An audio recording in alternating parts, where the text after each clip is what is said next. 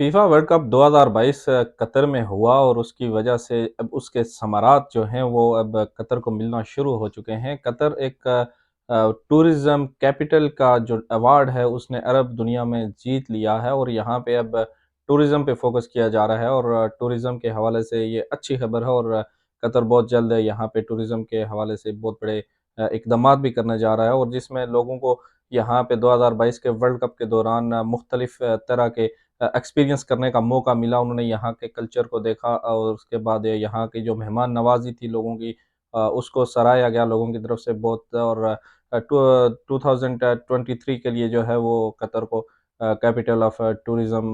करार दिया गया है। चलते हैं नेक्स्ट न्यूज़ की तरफ। 333 मीटर लेंथ और 47 मीटर विड्थ के साथ जनाब दुनिया का लग्जरी तरीन जो शिप है वो कतर में आ चुका है और रीजन में इसका ये पहला विजिट है और इसमें 5650 टूरिस्ट हजरात जो सयाह हैं वो कतर में आए हैं और लोगों का जो एक्सपीरियंस था वो यहाँ पे मुनफरिद रहा अरब दुनिया में और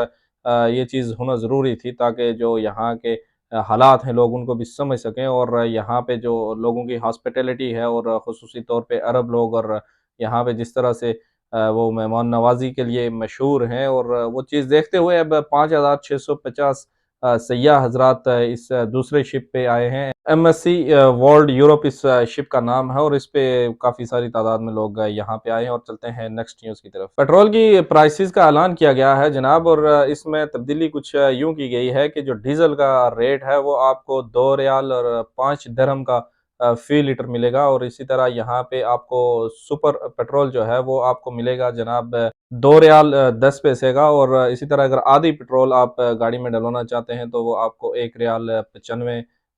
दिरहम का मिलेगा और चलते हैं नेक्स्ट न्यूज़ की तरफ। लोसेल के बारे में आपने बहुत सारी न्यूज़ देखी होंगी और वहाँ पे जितनी भी एक्टिविटीज़ वगैरह होती रही ख़ुसूसी तौर पे वर्ल्ड कप के दौरान वहाँ पे फैन्स वगैरह के लिए जो कुछ वहाँ पे किया गया और लोगों ने वहाँ पे एन्जॉय किया। पीछे आपको तस्वीर नज़र आ रही हैं और कुछ इस तरह का ऐलान किया गया है कि बहुत जल्द ये आपको यहाँ पे एक्वेरियम सिटी नज़र आएगा या एक्वेरियम मॉल तरह का कोई चीज़ बना के अवाम के सामने इसको लेके आएँगे और ये लुसेल में होगा और इसके बाद चलते हैं आगे वाली न्यूज़ की तरफ। कतर गवर्नमेंट ने जनाब एक स्टेटमेंट दी है और उस स्टेटमेंट में उन्होंने जो इसराइली आबादकारी हो रही है और उसके हवाले से जो उन्होंने फ़लस्तीनियों के साथ जो ज़ुल्म-ओ-सितम हो रहा है उसके बारे में उन्होंने बात की है और उसमें उन्होंने इस चीज़ को सख्त अल्फाज में मजम्मत की है कि यहाँ पे जो यहूदी बस्तियाँ बनाई जा रही हैं वो फ़लस्तीनियों के जो बेसिक जो हकूक़ हैं उनकी खिलाफ वर्जी की जा रही है और इस चीज़ को जो है वो कंडेमनेशन की गई है और कतर गवर्नमेंट की तरफ से सख्ती के साथ इसकी जो है वो मजम्मत की गई है और चलते हैं नेक्स्ट न्यूज़ की तरफ। जहाँ तक थी जी हमारी कुछ न्यूज़ और एक तस्वीर आपके साथ में शेयर करने वाला हूँ, एक कार्टून आपको नज़र आ रहा है और मैं चाहता हूँ कि इस पे आप अपने अल्फाज़ में तबसरा कीजिए कि आप इसको किस नज़र से देखते हैं। आप वीडियो को यहाँ पे रोक के और मुकम्मल उसका जो है